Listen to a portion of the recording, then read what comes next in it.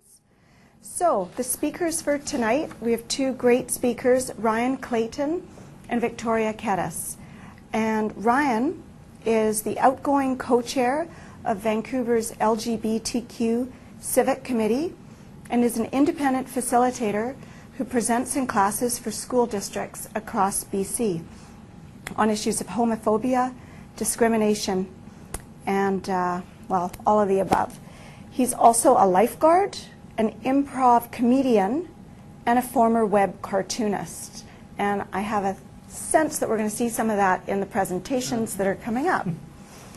Victoria is my lovely colleague and the mom of two amazing teenagers, which she proclaims are her greatest teachers. She's trained as a social worker. She's the co-creator of Balancing Act Consulting, which brought bullying workshops to elementary school students and teachers. Victoria believes that we can't always control how others treat our children, but we can teach our children skills to not be as affected by them. So I turn it over to you two very capable people. Thanks for being with us tonight. It's great to have you all here. As a kid, I was teased and bullied a lot, and the thing that got me through it and made it stop and not get worse was that I could laugh at myself. And I was able to diffuse those situations, and I'm so grateful to look back and have that skill. So yes, my survival strategy was get them to laugh with me, at me with me. So when I look back, and I'm grateful for that, but not all kids can do that. Not all kids have a strategy to get through things. So with some conversations and practice with our children, we can teach them some tools to empower them to deal and manage with bullies. And we can maybe make them think before they bully someone else. So bullying is bullying no matter what you look at it, no matter what the situation. And the impact on our children's mental health is lasting. So this is Ryan's story that will help us, and we can learn from his experiences. Thank you very much. You're welcome.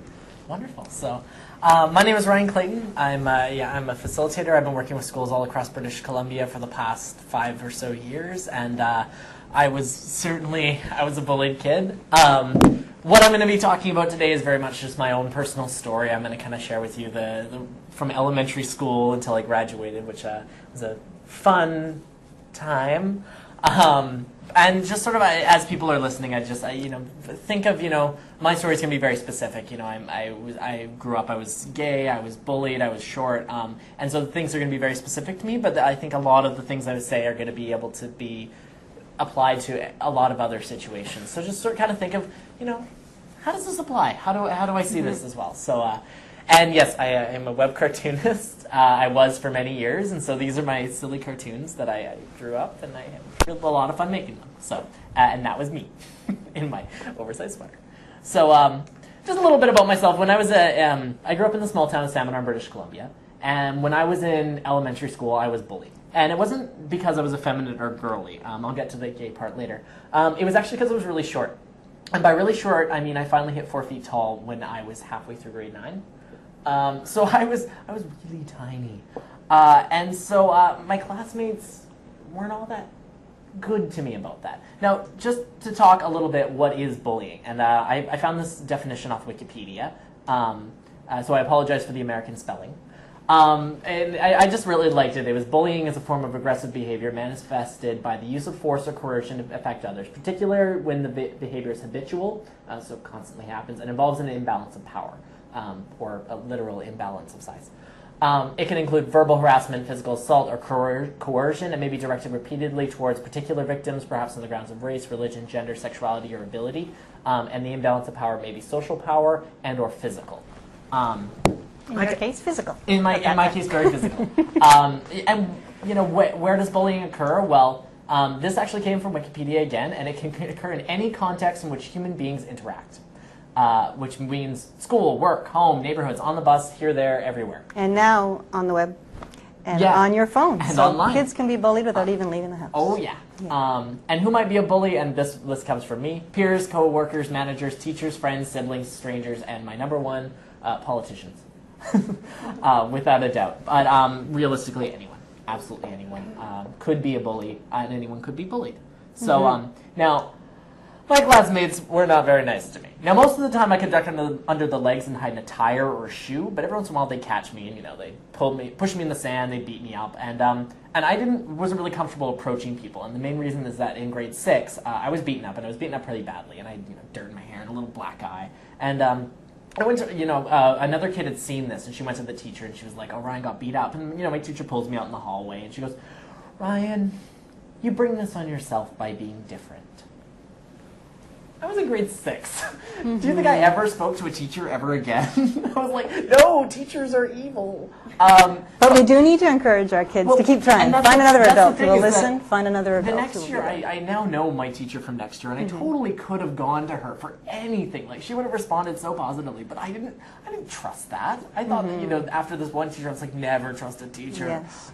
So I couldn't tell anybody, and I did end up years later telling my parents, and they went to the administration, and the administration didn't really do anything either. So, now I did occasionally fight back. At one point, actually, some guy, he had a squirt gun. He was chasing me around. He's like, "Squirt!" And I grabbed him by his backpack and threw him into a tree.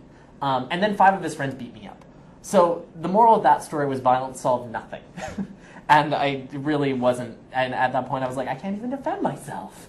So I just hide. I was tiny. So I'd like to kind of give a moment and kind of have people think, what ways have I been bullied? And also, what ways may I have bullied another person? I mean, I find a lot, I probably lashed out at other people, and that does happen a lot. So, and there's always a possibility, and that's the third question, is my child being bullied, or are they a bully, or even both? Like, are both of these things happening? So, I think we can give people a little chance right now just to kind of amongst yourselves discuss that, and we can discuss amongst ourselves. Yeah, and we're going to kind of chat. But yeah, think about those. Have I been bullied? How have I bullied others? And your child. Think about that. So, we have a little bit. Well, you know how I've been bullied. I was bullied. I was the poster child for bullying. I had a big nose. I had big ears. I had buck teeth, and I grew into everything. My face finally fit. But there was always something physical that could be bullied about me, but because I could laugh at it, it diffused it really quickly. So, what about you, Julie? I do remember being bullied as well. I didn't want the bumps in grade 7, and my friends ignored me for literally 4 months. Wow. And it was very isolating, but I didn't know where to turn or what to do. And teachers tried to help, but it just finally evolved, but it was still to this day I go out of my way to include others because I know how that felt to me now. I just tried to blend in with the kindergartners. Hide amongst them. I did. I looked like a grade 2, so I would just hide with them. I remember when we think about being the bully, I think there's times that I was defending others who were bullying, and I'd become a bully to them. It was me standing up, but if you would have looked at it from that child's point of view, you would have think that I was bullying them. But I remember some kid kicking somebody else repeatedly, all recess long, just chasing them and kicking them, and finally I saw so many times I got tired of it, and I walked up and kicked them. And I said, "How do you like it?" And the bullying stopped, and I think the thing that I learned is that you don't always have to be physical to stop it. That was an extreme case, but I definitely could have been seen as a bully when I was defending other people and defending other children. But the one thing that definitely came out clear was that every time I interrupted a bully, it stopped. So why don't we carry on? And well, we can go. So that was my elementary school experience, and now we've reached the end of grade 7, and I got into junior high, and I had really low self-esteem. And there's my little emo cloud. I thought life sucks. If only I was a foot taller, my life would be complete. And now, I had a few people I knew, and guys I knew started getting crushes on girls. And they'd be like, "Oh, she's so pretty, I want to buy her flowers." And I'd be like, "She has nice shoes." I just didn't get it. I just thought I was a late bloomer. I figured come grade 10, I'd be this 4-foot-tall Casanova. I'd be like, "Hey ladies, how you doing?" Of course, that didn't happen. Probably for the best. Actually, what ended up happening is, they described this feeling. Like, you feel all warm and fuzzy, and you can't stop thinking about them. And then one day, I was sitting in class, and all of a sudden somebody walked by, and I felt all warm and fuzzy, and I really wanted to go to the movies. The only problem is that this happened. It wasn't for a girl, it was for a guy. Also, he may not have looked like that at all. Now, what I should have thought is, what movie are we going to go see? What I did think is this is the end of the world. I thought that like my life was over. I thought that if anyone ever found out, I'd just be pulled up into the field and shot, and that would be it. And just to kind of think of all the things that could have potentially happened, I thought I'd get beaten up. I thought that everyone would be like, you're a fag. I thought that my parents would like throw me out, and like that would be the end of it. And there's one big reason for that is that no one had said anything specifically like, oh, we hate homosexuals. It's because all through elementary school I heard one term over and over again. Mm-hmm. That's so gay. Now, I mean, when you hear it in elementary school, you're just like, oh yeah, gay means bad. It's like, when someone's writing a math test and they're like, that's so gay, they don't actually mean it's folding up with another math test and multiplying. They mean that it's bad, that they don't like it, it's terrible. It means all these negative things. So I just thought that gay was another word for bad. Now here I am sitting there and I'm like, wait a second, I'm gay. Gay means a math test. I don't want to be a math test. So I started associating all these negative things with who I was. Now, a lot of the time, and then just to address, people say that's so gay all the time. Like, it's a very common term.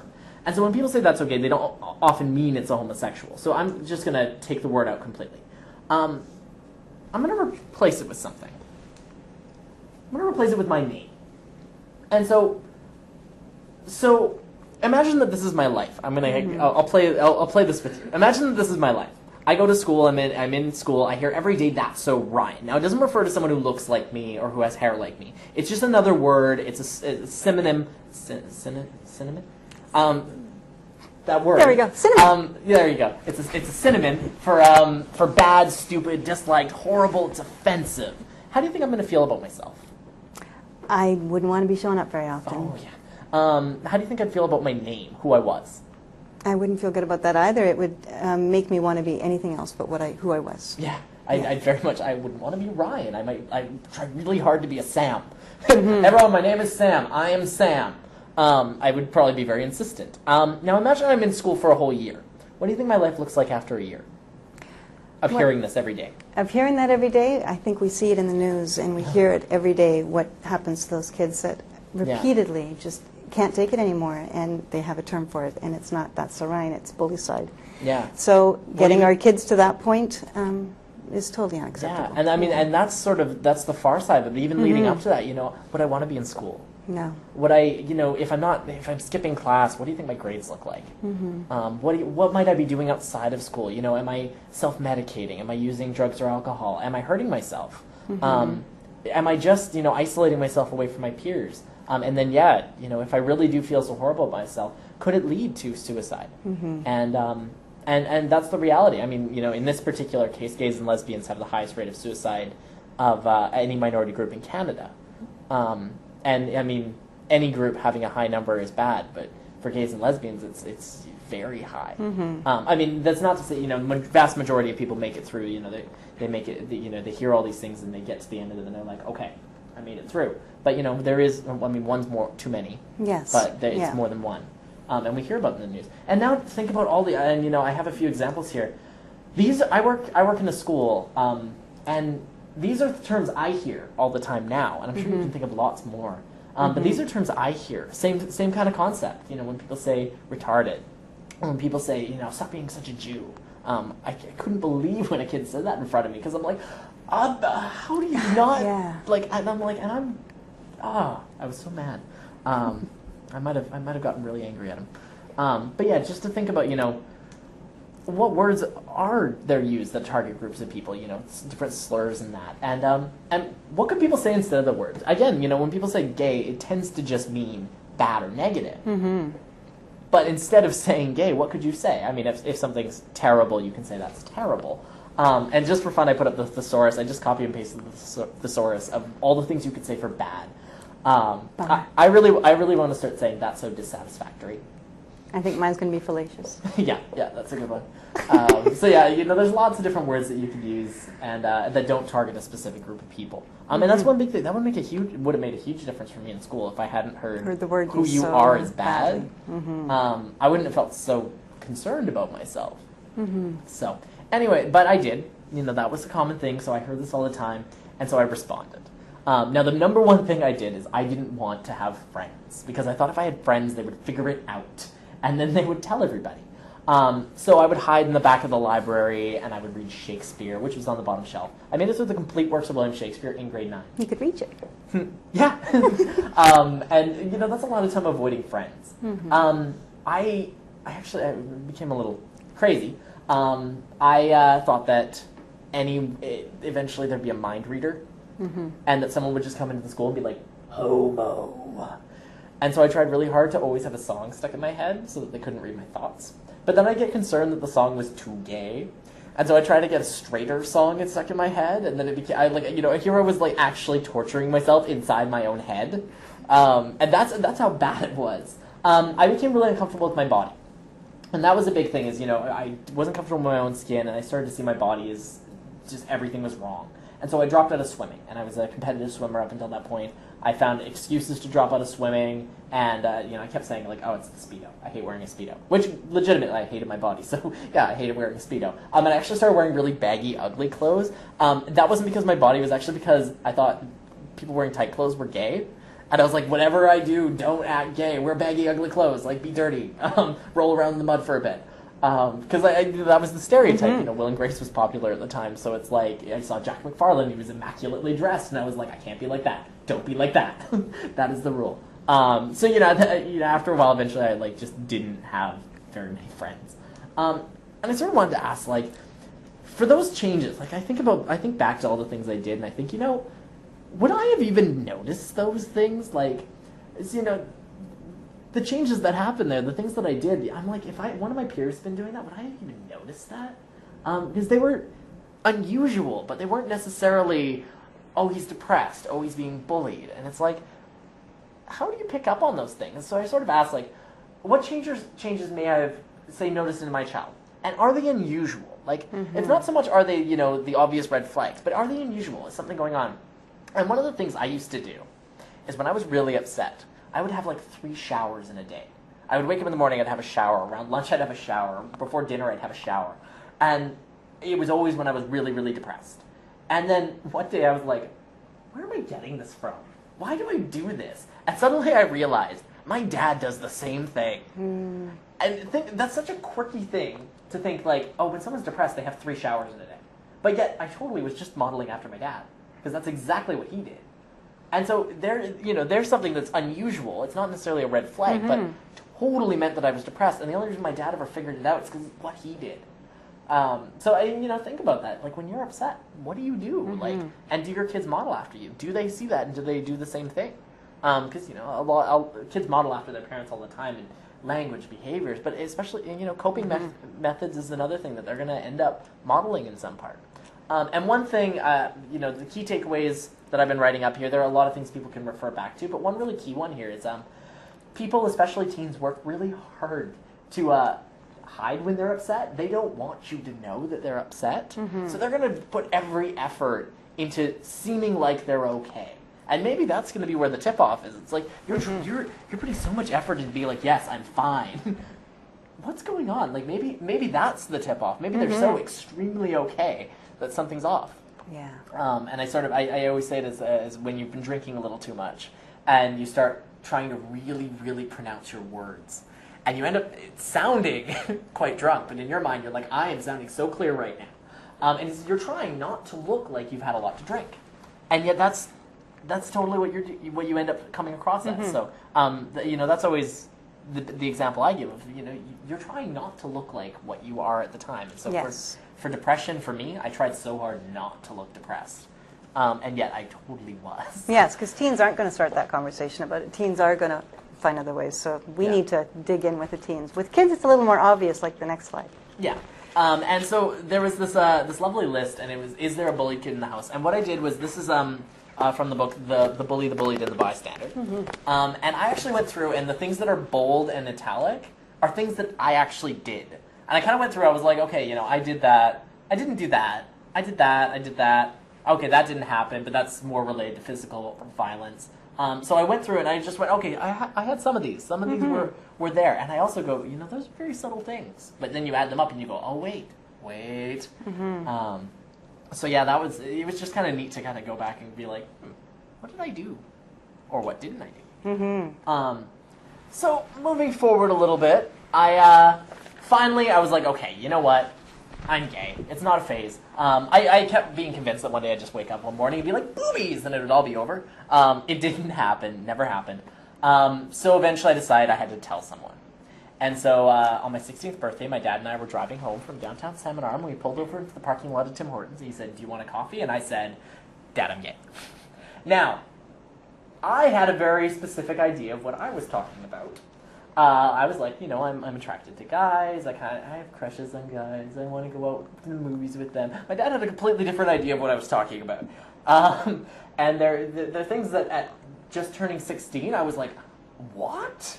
That's what you're thinking of?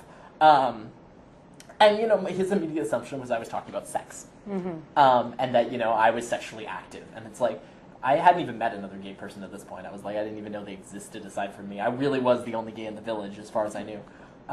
So I was, I was a little stunned that this was his assumption. That was what he jumped in with. So when I said, Dad, I'm gay, he had all of these stereotypes that had come up. And so I just kind of want to talk a little bit about stereotypes and assumptions. Because this is an interesting one, and I find that stereotypes comes up a lot. And I have them. I'm sure everybody does. But they can be based on so many different things, and I think that I'm probably hit with a lot of them. And that's what begins bullying a lot of the times. It's just those beliefs about for people. sure. Yeah. So I mean, in terms of like age is one big one, where a lot of people assume that because you're young, you're uninformed or you're lazy or you're a troublemaker. In my case, I work as a professional in schools, and I often am told get back to class, where I'm like, thank you, but I'm actually a teacher, but. So, it is quite challenging. And same with, people say that old people are like bad drivers and they're just like grouchy. And it's like, these are stereotypes. As well, gender is a big one, and I call this the Disney effect. Males are Prince Charming on a white horse, and, they have a giant castle and lots of money, and they ride in and save the day, and, women are the damsels in distress, and they need, 7 little men to take care of them, and the prince has to come kiss them alive once they've eaten an apple, and this is one that bugs me a lot because it's just like it's so ingrained in people. Sexual orientation is a big one. I was always told gay guys are effeminate and fashionable, and I'm looking at my wardrobe and I'm like, really? Did I not get the memo? Lesbians are they're manly and they're good with power tools, and I mean my roommate makes fun of me because I'll go fix our sink and they'll be like, you lesbian, and I'm like, oh. But and that's not to say that even though not everyone is like that, it's not to say there's anything wrong with that. I certainly I have friends who are very effeminate and they're fashionable and they're wonderful, and I love being around them, and they're absolutely delightful people, and the stereotypes largely are true about them. And then there's some people I know who are completely the opposite. Some people are somewhere in the middle, and there's nothing wrong with anywhere on that. Everyone fits in somewhere. They just exist. But there can be stereotypes based on ethnicity, based on your culture, huge ones based on your ability. If you turn to someone and say you're depressed, there's a lot of assumptions that people make right away that are stereotypes, and they go, that means all this, and this, and it's like, thanks, thanks for telling me my story to me.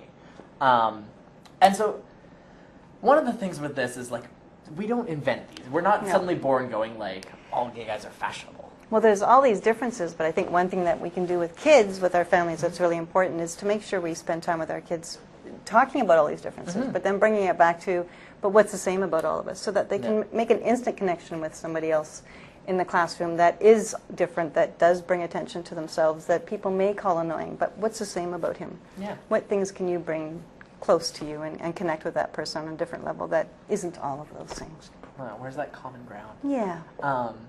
So one thing is where do these come from? And a big one is television. I mean, I love watching TV. I have all my favorite shows. But when I was growing up, Will and Grace was the popular show, and Jack McFarlane was the fabulous gay man. It was just Jack and jazz hands. And I actually, it was interesting because I watched that show, and when I was, when I wasn't out, I tried really hard not to be that. I was like, I don't want to be like that. I don't want to be like that. When I did come out, I was like, well, I want people to know that I'm gay. And I didn't want to be like Will because Will never dates. So I wanted to be like Jack. So I started to act like that, and I was like, I really, this is my people. I see this. This is how my people are represented. So I want to be like that. And so I played into a lot of those stereotypes. Now some of them I love. I still talk with my hands. I love listening to pop music. Like some of them I was like, okay, yeah, that's totally me, like true to myself. And some of them I was like, meh, I'm not really, didn't really suit me. Kids nowadays, the one show that they get to visualize every stereotype is Glee, and they all love it, and they get to see such personas of all of those things So that we many stereotypes. deal with.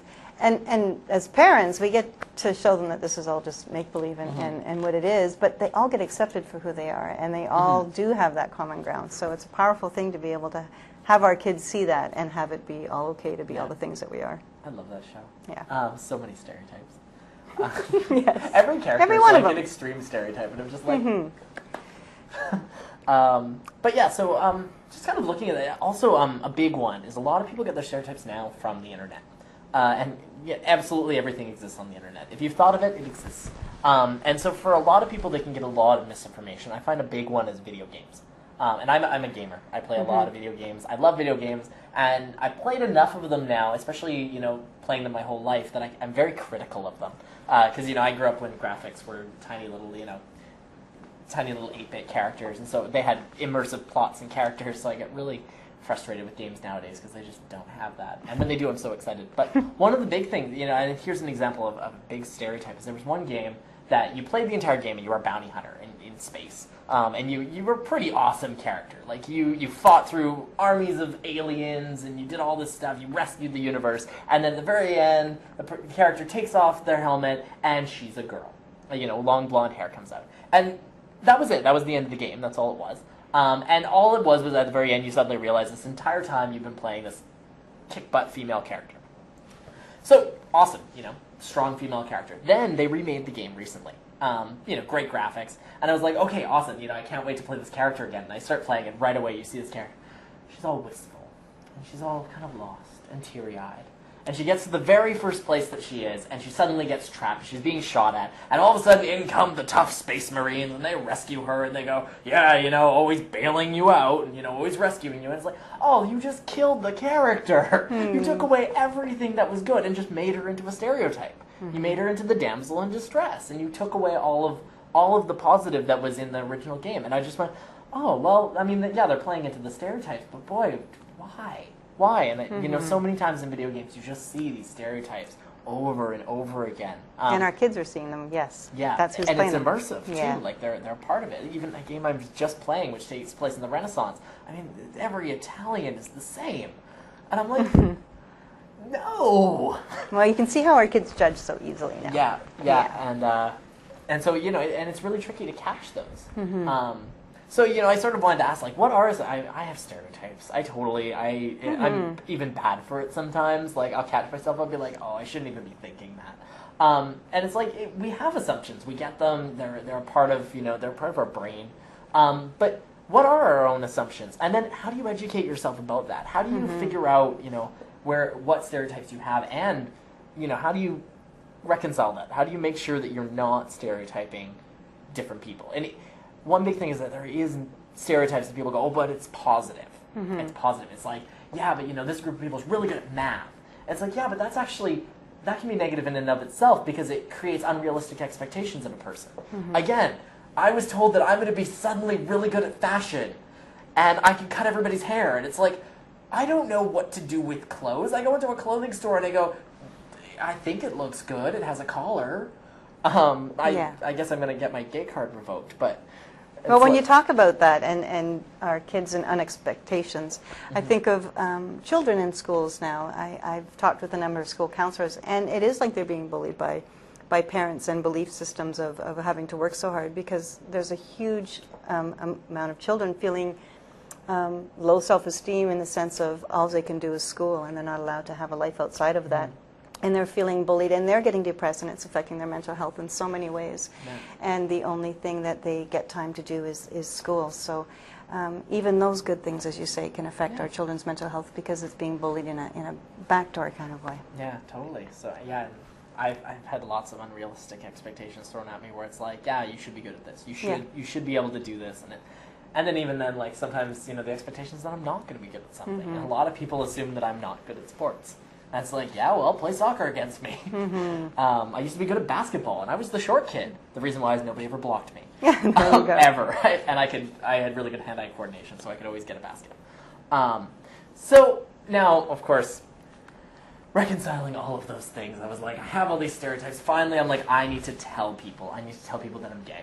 So I told my best friend. Now, I had a couple different reactions from various people. One person was like, well, that's cool. Like, we can go hang out and meet chicks one day.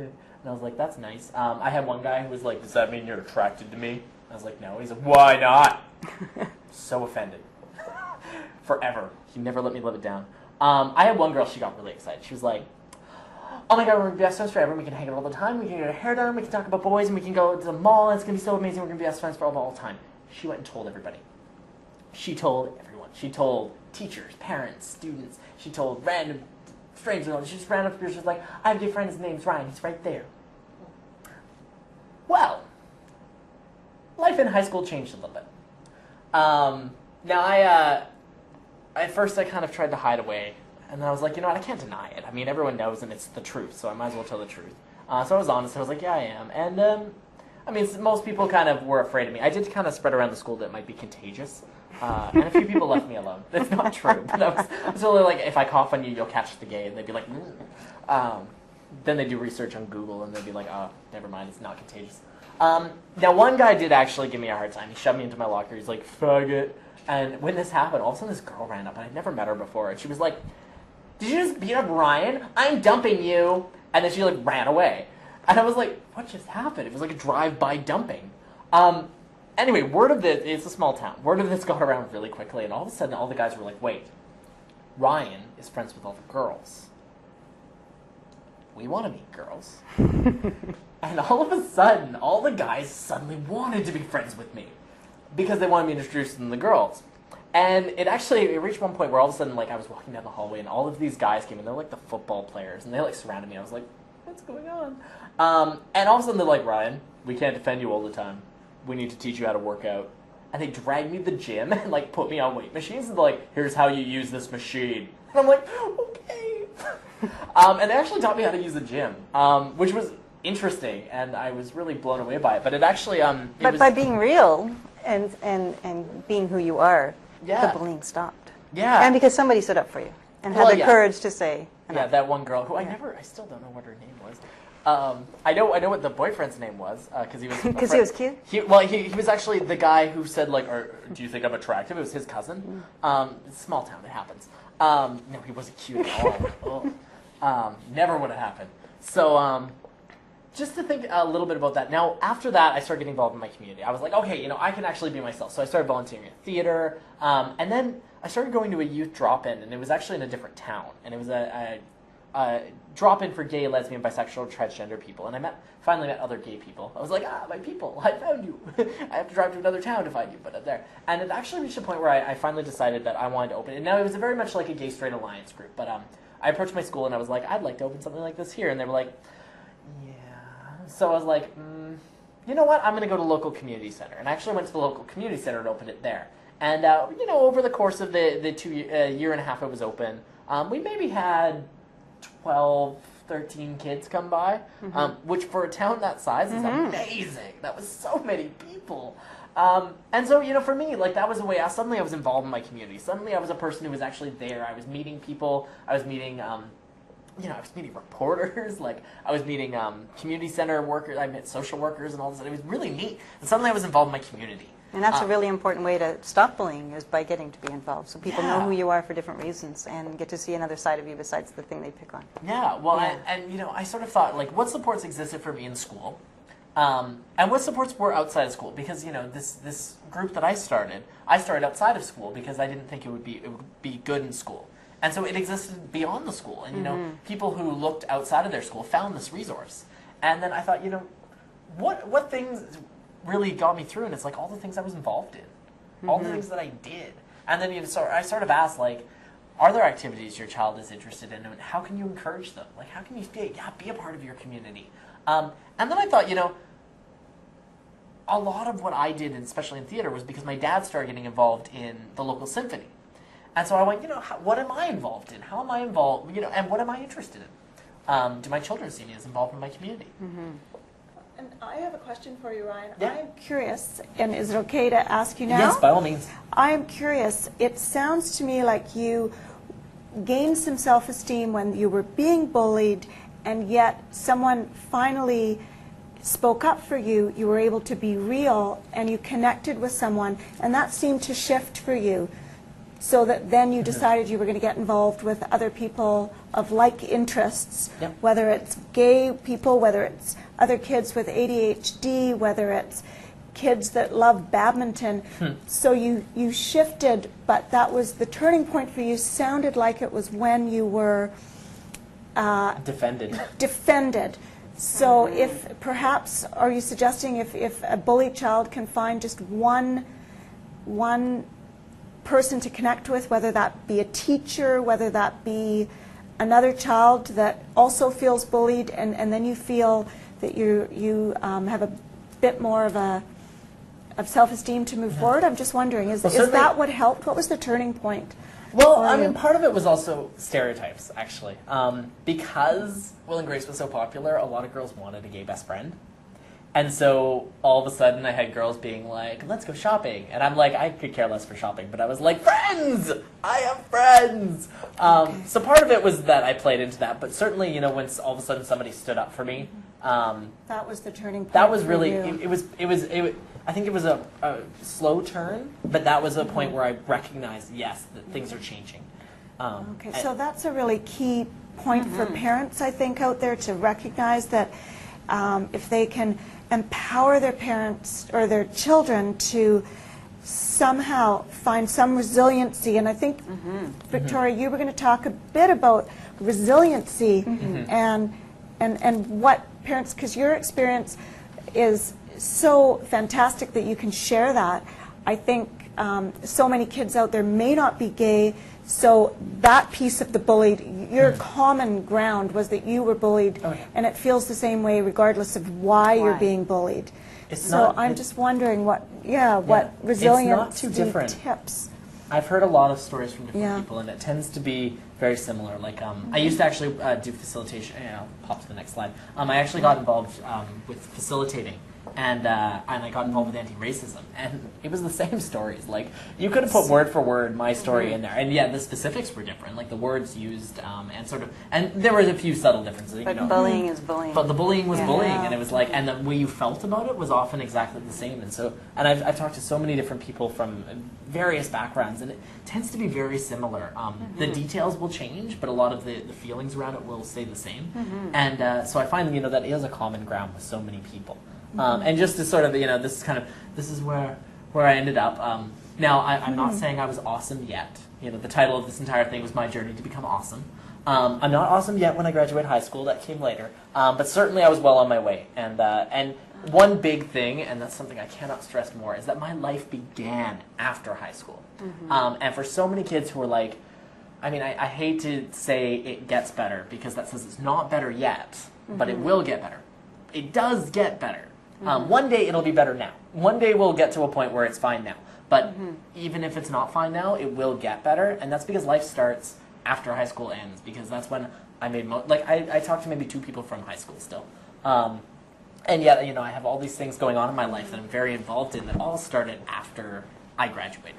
And so, that's something, I always emphasize to kids. It's like, really, you have a huge life ahead of you. Imagine your current life, multiplied by, 10.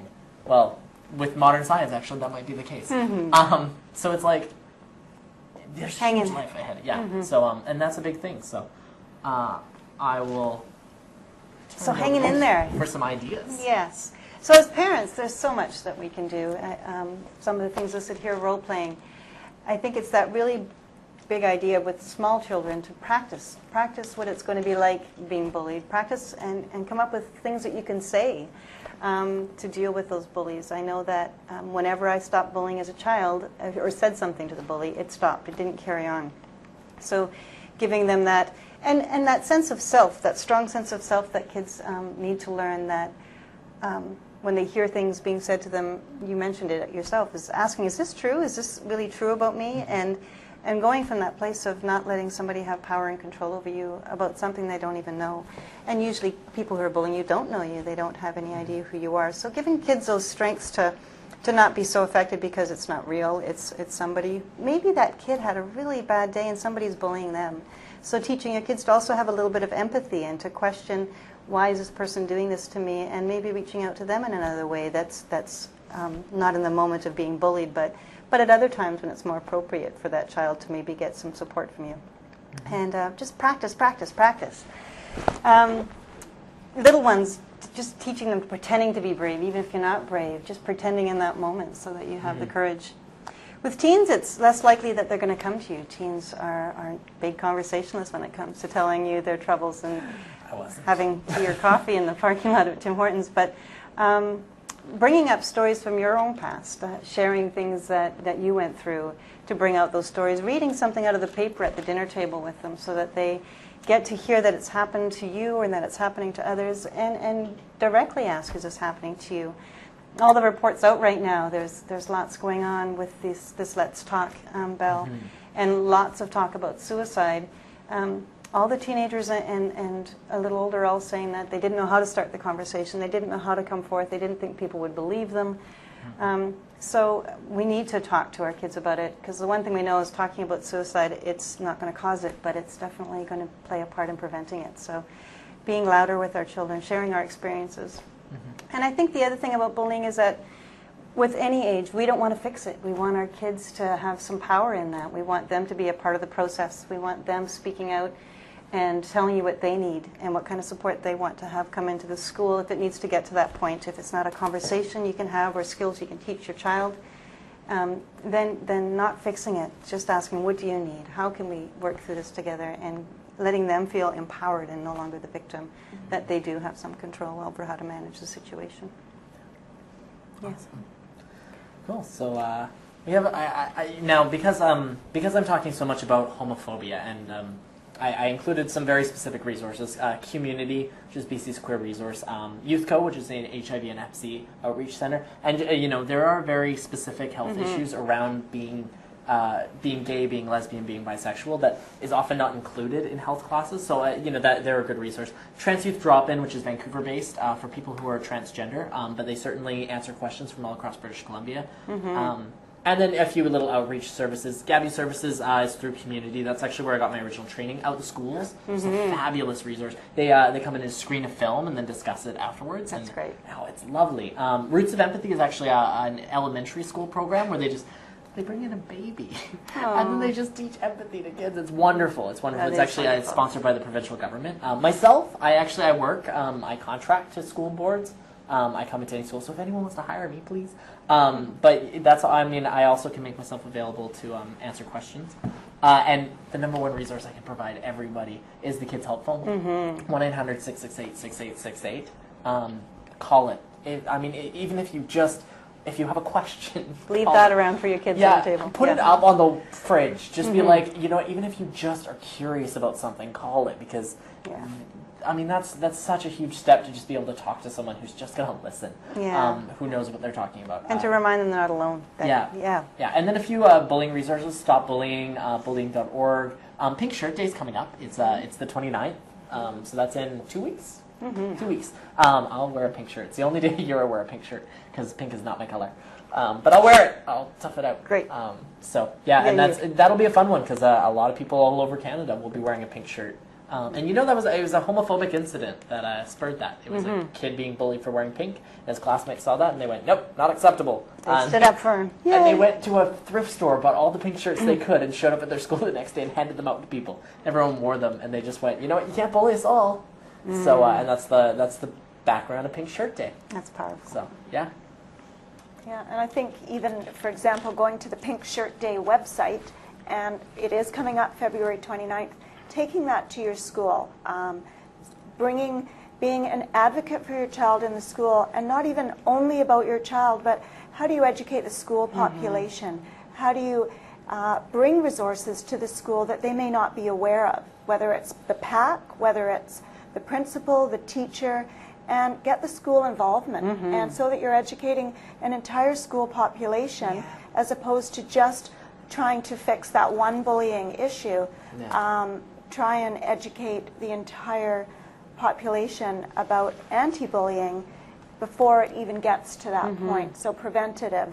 And those websites are particularly useful, and there are school information in those websites as well about programs. And Victoria, I think you can talk to that a bit more about what you actually, when you went into the schools with your anti-bullying programs, how that worked and how schools can get that, or how parents could take that program and take it to their school district. Well, there's so much out there. If you go into your community, there's some kind of anti-bullying workshops going on, and asking for that in your schools. The thing that's really important is that key of passing it on. When I was going to the schools, I was teaching the kids at grade 3, but then we'd give handouts to the teacher that they could carry on and work with for the next while, and there was a letter that went home with the children to their parents, so that everyone had the same information. Everyone was working on practicing, but there's lots of resources out there. spsst/bc.ca is our safe schools in BC.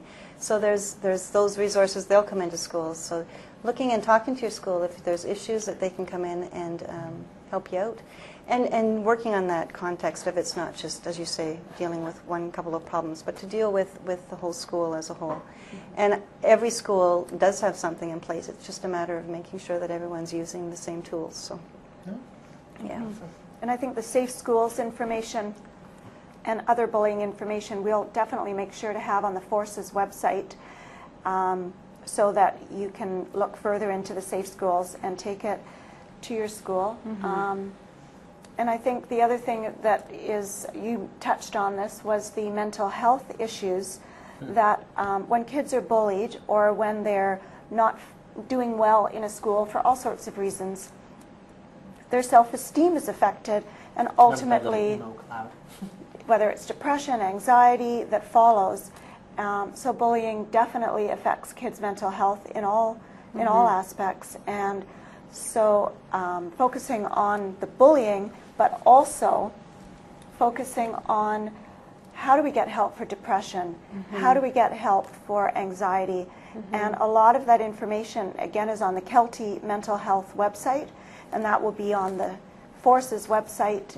There's general information, and then your infamous Force people out in your community can then lead you to those direct services and supports to get help for those specific issues, which are unfortunately a result of bullying. And I think one of the biggest things, because of how much it affects our mental health, is that while kids are trying so desperately to survive in school and to come up with survival strategies, to read books in the corner and drop out of their classes, because they're being bullied and dealing with survival strategies, they're no longer dealing with and getting strong social skills. So that's where we need to help our kids how to be a friend. What is it to be a friend? And working on those simple basic skills when they're small, so that they can reach out and join other groups of people, and they have that safety of people around them. And get to those social skills that are so important that get missed out on when you're being bullied. So I think we've got about 10 minutes. We do. We should, questions. Questions? One of them is, who becomes a bully? Is there a stereotypical bully? I think, everyone has the capability of being a bully. Sometimes we don't even realize it. Like, we're making a comment about someone, like, I push my roommate around all the time. It's one of those things. It's like when you spend a lot of time with someone and you're around them all the time, you forget how to be nice to them. Like, especially if you're tired and, like, they haven't done the dishes. It's like, I could say mean things. And it's like, I adore my roommate. He and I get along really well, but sometimes I'll say something really mean to him.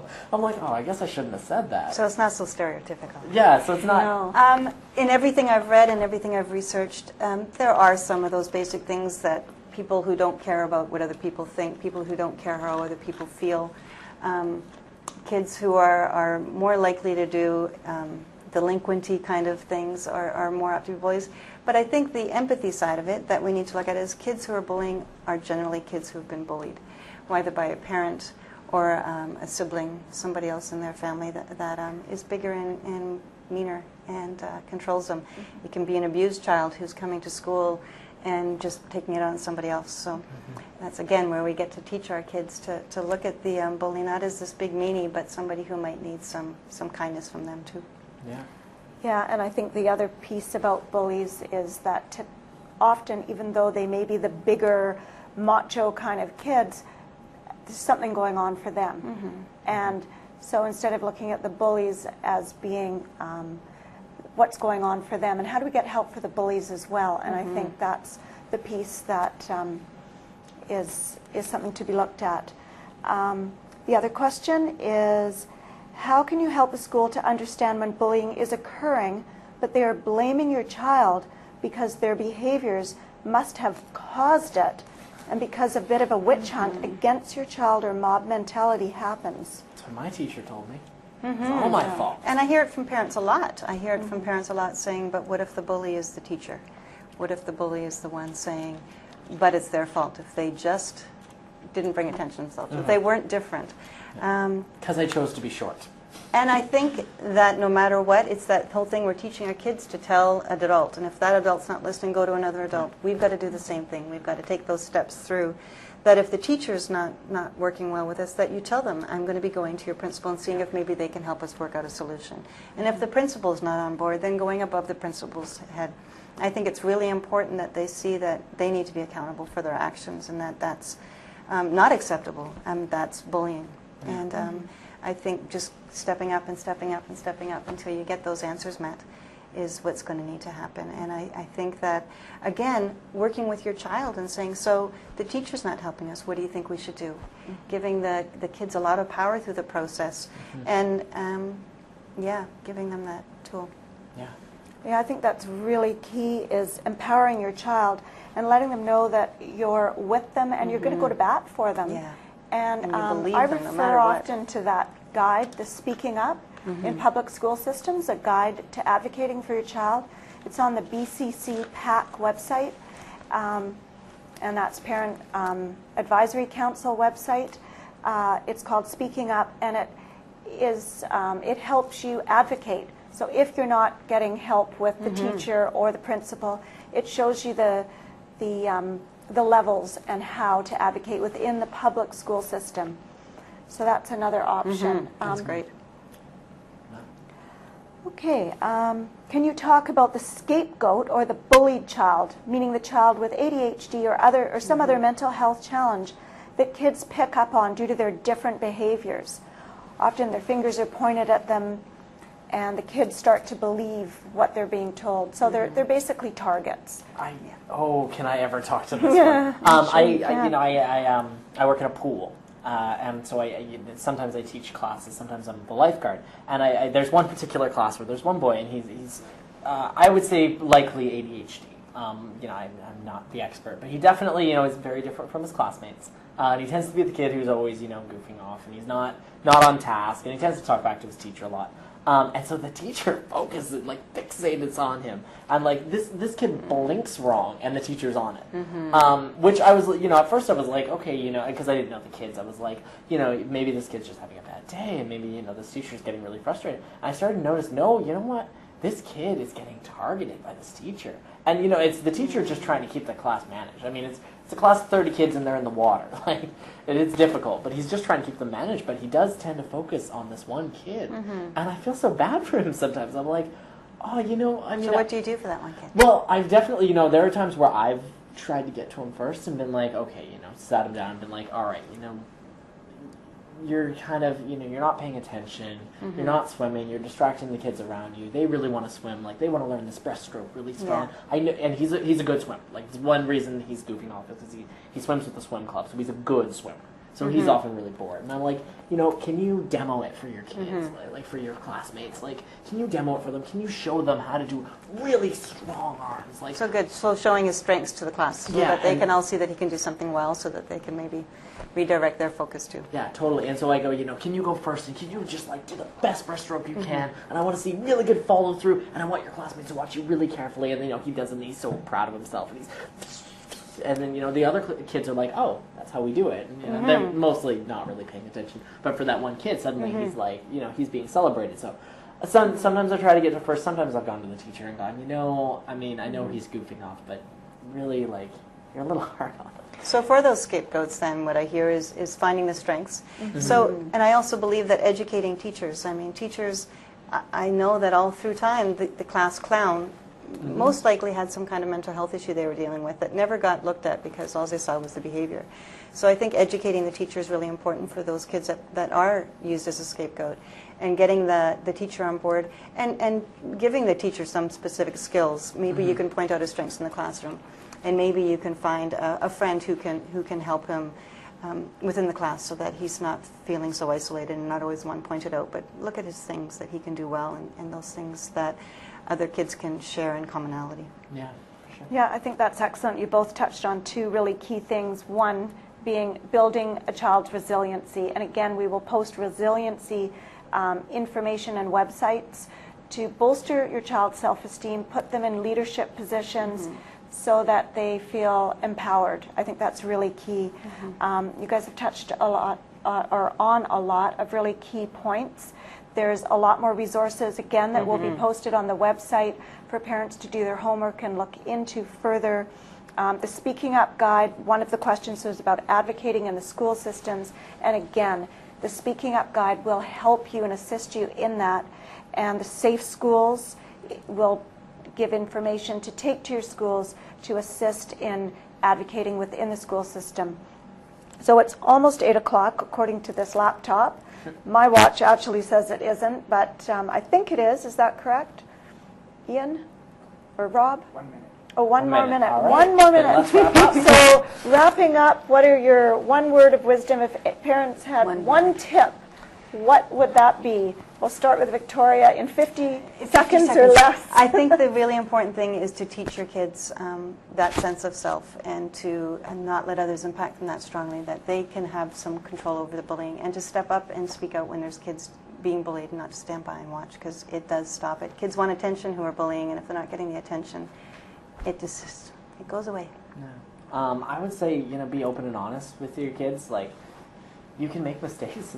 You're allowed. You're parents. You're human. And kids are specifically made to survive their parents. It's how we're born. And so, be a part of it and have them be a part of what you're talking about. But don't be afraid of making a mistake. But just have it be sort of a journey of both of you, because it's okay. We'll forgive you when we're in our 20s. 110%. We totally will. Because we see it. We grow into adults and we see everything that you've ever done for us, and it means so much to us. And to look back and go, yeah, they made mistakes, and that's totally fine. Well, you've made my night. Thank you, everybody. Good night.